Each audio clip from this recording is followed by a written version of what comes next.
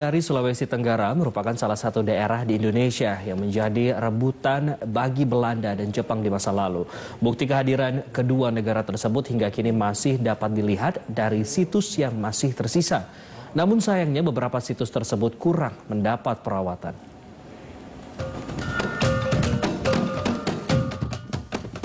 Jepang dan Belanda merupakan dua negara yang pernah memasuki kota Kendari dengan tujuan menguasai jalur perdagangan dan melakukan penjajahan. Selama melakukan pendudukan di Kendari, Sulawesi Tenggara, kedua negara ini meninggalkan situs cagar sejarah dan budaya di kota Lulo ini. Situs peninggalan yang hingga saat ini masih bisa kita saksikan, diantaranya Rumah Kontroleur Belanda, berada di lereng bukit di kawasan Kota Lama Kendari, yang secara administratif masuk dalam wilayah Kelurahan Kandai, Kecamatan Kendari, Kota Kendari.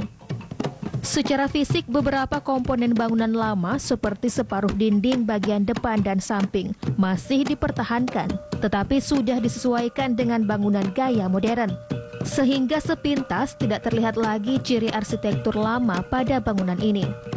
Secara historis, kontroleur Belanda yang dahulu menghuni rumah ini bertugas sebagai kepala pemerintahan Onderafdeling Kendari di bawah Afdeling Buton.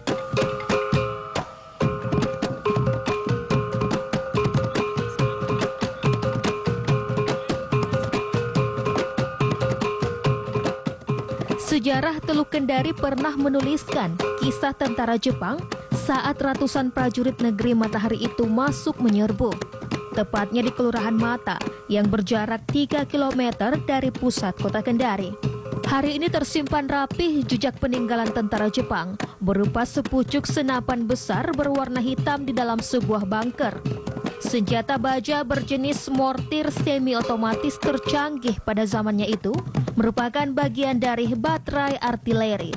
Terdiri dari senjata api, mortar, roket, atau misil. Panjang senapan peninggalan Jepang ini 3,5 meter dengan lebar moncong 8 cm yang mengarah tepat ke sebuah titik di Teluk Kendari. Dahulu, Kendari hanya sebuah kota pelabuhan kecil. Namun mimpi Jepang menguasai Asia boleh jadi dimulai di sini. Hal itu bisa dilihat dengan berdirinya Pelabuhan Udara Boro-Boro sebagai markas logistik pertahanan Pasifik, kemudian cerita benteng gua di sepanjang Teluk Kendari yang tidak selesai sampai mereka angkat kaki.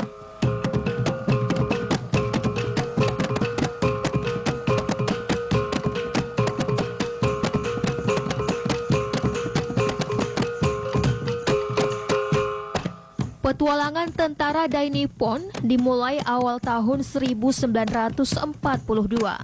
Kala itu mereka masuk di kota Kendari usai serangan besar-besaran di pangkalan sekutu.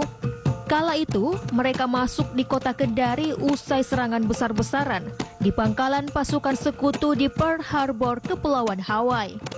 Sebelum ke Kendari pada 26 Januari 1942, Jepang yang haus perang sudah menguasai Selat Makassar pada 10 Januari 1942. Kemudian armada udara dan angkatan laut Jepang berhasil merebut Maluku pada 20 Januari 1942.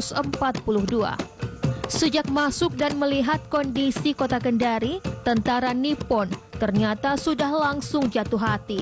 Di sepanjang jalan pinggiran Teluk Kendari hingga ke Pelabuhan Nusantara Kendari, bukti-bukti masih ada dan terlihat jelas jika tentara Jepang pernah berada di kota Lulo Kendari.